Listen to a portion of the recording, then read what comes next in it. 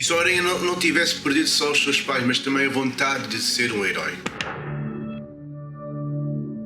Seja bem-vindo à Netflix, e neste vídeo acaba por falar sobre o novo episódio. Sim, o primeiro episódio de Spider-Man no ar que acaba por chegar. E claramente isto vai conter spoilers, isto vai ser uma análise completa sobre o primeiro episódio. E se quiseres saber mais novidades e queres saber mais curiosidades, fica comigo para tu não perderes nada. Se tu queres ver mais tarde e não queres ver agora, claro, para não receberes nenhum spoiler, por isso podes vir mais tarde, podes tirar as tuas conclusões, depois chega daqui e depois discutes, comentas o que é que tu achaste e vamos lá. Antes de nós entrarmos já no episódio, vamos ter que falar quem é que é o Spider-Man no ar, porque vocês devem perceber que há muita gente que não conhece este novo Spider-Man e é normal, por isso que eu vou falar para quem sabe e também para quem não sabe. Basicamente, Spider-Man no ar é, digamos, um dos Spider-Mans mais antigos, né? Onde ele está numa Nova York desde 1930. Uma Nova York onde não tem esperança, uma Nova York onde tem mais crimes, tem mais gangsters, tem mais perigo. E isso obviamente mostra que o Spider-Man no ar acaba por ser o Spider-Man já falecido no contexto de ele não ter nada, né?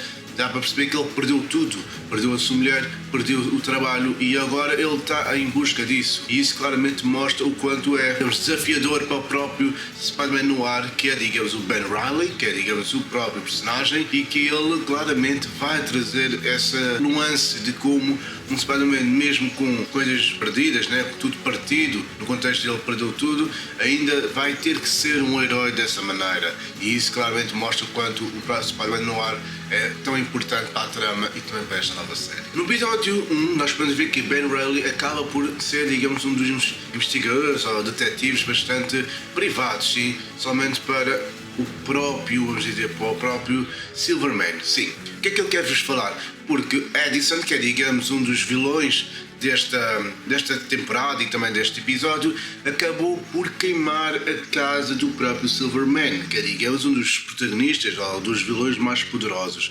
E pronto, eu não conheço muito bem a história dele, mas se quiser eu posso dizer uma história acerca dele.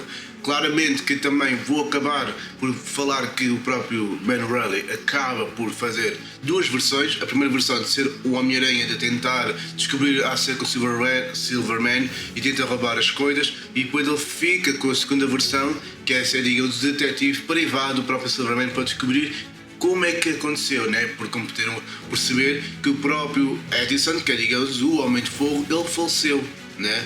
Claramente que ele faleceu e agora as pessoas estão a querer, em busca, né, de saber como é que ele conseguiu destruir a casa do próprio Silverman. E ele chama o Ben Reilly para fazer essa investigação e para descobrir mais sobre isso. E isso acaba por trazer, digamos, uma parte mais sombria e mais misteriosa a partir, vamos dizer assim, do próprio Ben Reilly, que ele mostra claramente que tudo o que está a acontecer foi pelo simples facto do Homem-Aranha estar lá. Só que ele não sabe que é o Homem-Aranha, né? Porque, como deves perceber, quando o vilão confia tanto numa pessoa assim, por exemplo, o próprio Peter Parker, do próprio Spider-Man, ele também tem duas versões, né?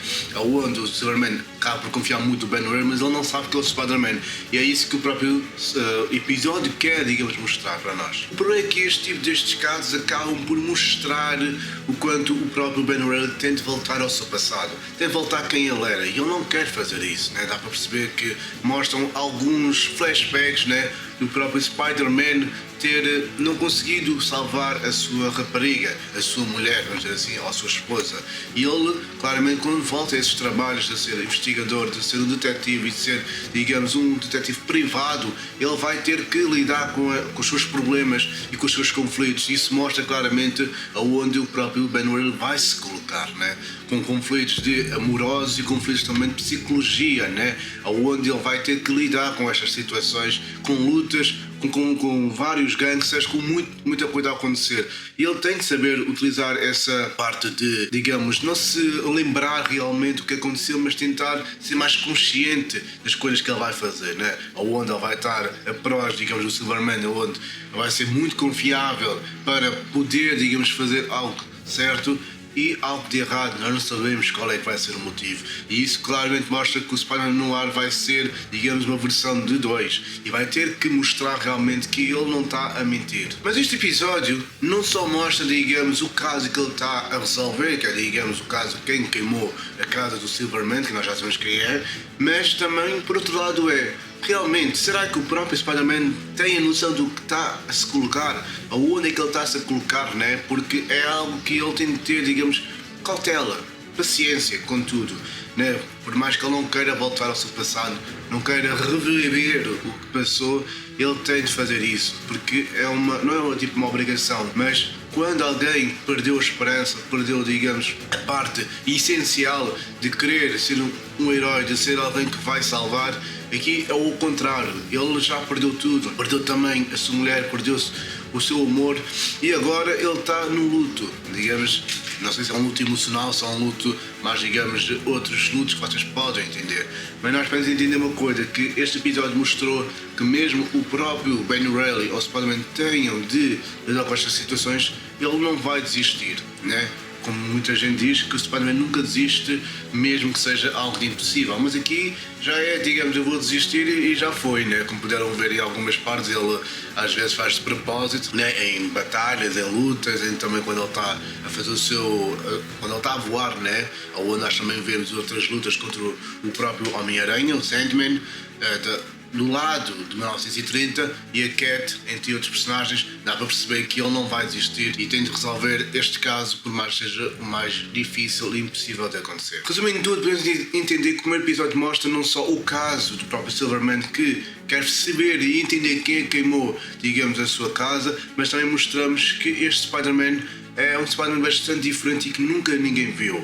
E isso obviamente mostra o quanto o Spider-Man no ar é tão especial, de ser diferente, mas também ser algo impressionante, né? Muita gente conhece, outras pessoas não conhecem, mas é normal. Não tem nada para acrescentar, então subscreve-se pelo canal e também acaba por comentar Spider-Man no ar para entender vocês viram o vídeo até ao final. Carrega também no sininho, uma das partes importantes deste canal, e carrega também sempre no like para perceberes que o YouTube está a recomendar e estás a gostar do vídeo, né? Porque senão eu não teria feito este vídeo para ti e não teria recomendado para ti. Por isso carrega no like e também sempre carrega no sininho e não te esqueças. Claramente também tenho aqui o podcast para ti e para todo o mundo e um obrigado. Vejo no próximo vídeo e tchau!